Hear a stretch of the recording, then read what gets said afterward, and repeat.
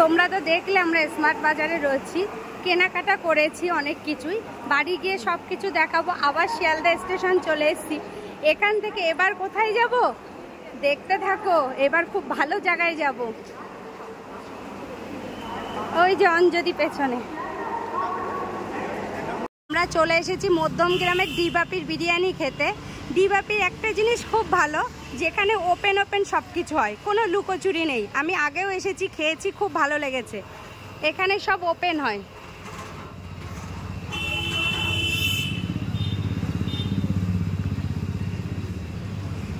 আর খুব পরিষ্কার পরিচ্ছন্ন।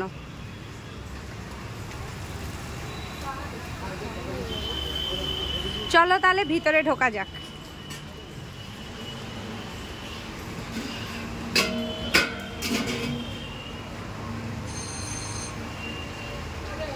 আগে বিল করব, বিলটা করে নিই। আমরা ভিতরে টেবিলে বসে পড়েছি।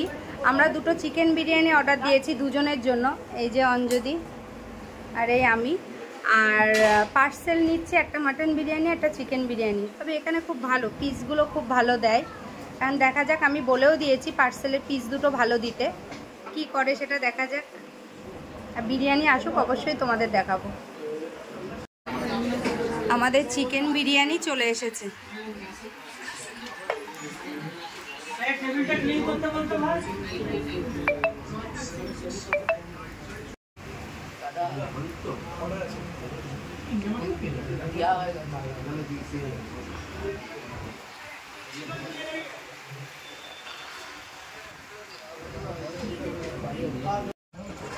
আমরা স্টেশনে চলে এসেছি। স্টেশনে ঢুকছি, তখন দেখি বনগাঁ লোকাল দাঁড়িয়ে রয়েছে। মানে 2 সেকেন্ড দাঁড়ালে তাহলে ধরতে পারতাম, ট্রেনটা ধরতে পারিনি।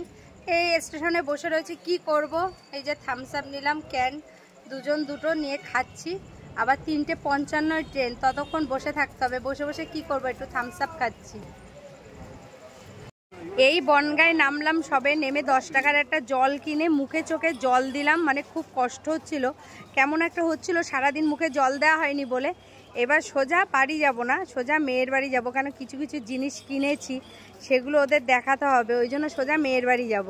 চলো তাহলে যাওয়া যাক।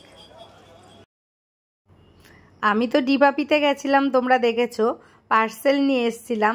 আমার মেয়ে বিরিয়ানিটা খাচ্ছে, ও কোনোদিন খায়নি ডিবাপির বিরিয়ানি, এই ফার্স্ট ও ডিবাপির বিরিয়ানিটা খাচ্ছে। যাক, আমার খুব ভালো লাগলো, নিয়ে আসা সার্থক হয়েছে। কেন ও খেয়ে রিভিউটা খুব ভালো দিয়েছে যে মা খুব সুন্দর ডিবাপির বিরিয়ানি। কেন আমি আগেও খেয়েছি, তো আমি জানি খুব সুন্দর, কিন্তু ও খায়নি, তো ওই জন্য ও ঠিক জানে না কেমন খেতে। যাই হোক, ও রিভিউ দিয়েছে যে খুব সুন্দর খেতে ডিবাপির বিরিয়ানিটা। আমার খুব ভালো লাগলো শুনে।